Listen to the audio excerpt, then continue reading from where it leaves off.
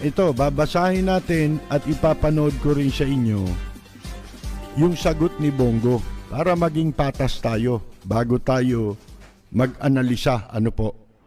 Sabi niya kasi, ito naman po kasi si Senator Trillanes, sabi ni Bongo, lumang tugtugin na po yan. Wala naman po siyang napatunayan nung nakaupo pa siya sa Senado. Anong wala? Ano ba gusto mong patunayan ni Trillanes? Panukalang batas? Ba marami, di ba? Ang dami nga naipasang batas eh. Yang inaangkin ninyong pagtataas ng sweldo sa Armed Forces at saka ng pulis, itinaas nila yung sweldo. Si Trillanes po ang nag-effort dyan, based on records, mga kaibigan.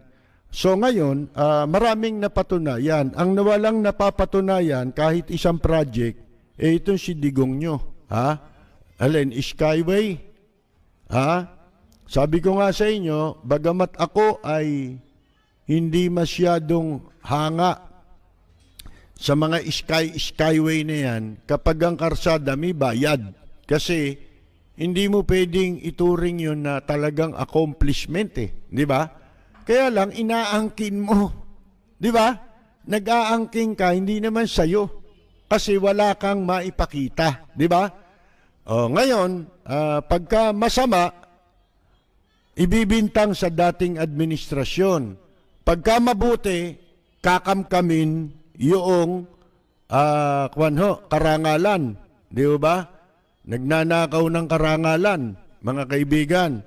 So ngayon, ito sabi niya, panis na isyu itong pinapalabas ni Trillanes. Wala na bang bago? Katunayan, noong Setyembre 2018 pa, hindi pa ako senador, ay sinagot ko na ito at hinamon ko pa nga si Trillanes na imbestigahan niya at magsampa siya ng kaso. Hindi ako uurong sa kaso dahil alam ko na malinis ang aking konsensya at wala akong batas na nilabag. Ang tanong ay, nakinabang ba ako? Nakialam ba ako? Nag-impluwensya ba ako? Wala. Buti pa ang ibang tao nakakahingi ng tulong sa akin. Pero ang pamilya ko, di nakakalapit sa akin yan. Lalo na ang half-brother ko na magkaiba naman ang aming nanay. Naging mambabatas ka naman, Trillanes, at may mga abogado ka rin naman. Paano naging plunder laban sa akin at kay Pangulong Duterte ang isang lehitimong transaksyon ng gobyerno na wala naman kaming kinalaman? Sinabi ko na sa kanya noon na kung mapapatunayan niya ang paratang niya, magre-resign kaagad ako. Patay ka. Paano mo patutunayan na hindi ka nakinabang Pangalan mo nakalagay doon sa at ang pumipirma. Tatay niya pa rin, pinaglalaruan nila yung batas sa kontrata.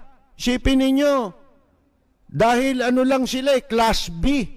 Merong yan classification yung license na ikaw ay pwedeng makipag-transact ng kontrata sa gobyerno.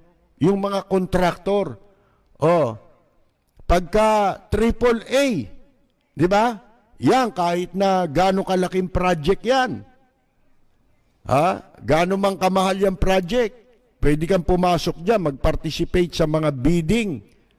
Pero kung ikaw ay Class B, bilang itong kontrata, yung kumpanya, yung lisensya ng kumpanya sa pangungontrata ng kumpanya na ginamit ng tatay ni Bongo, mga kaibigan,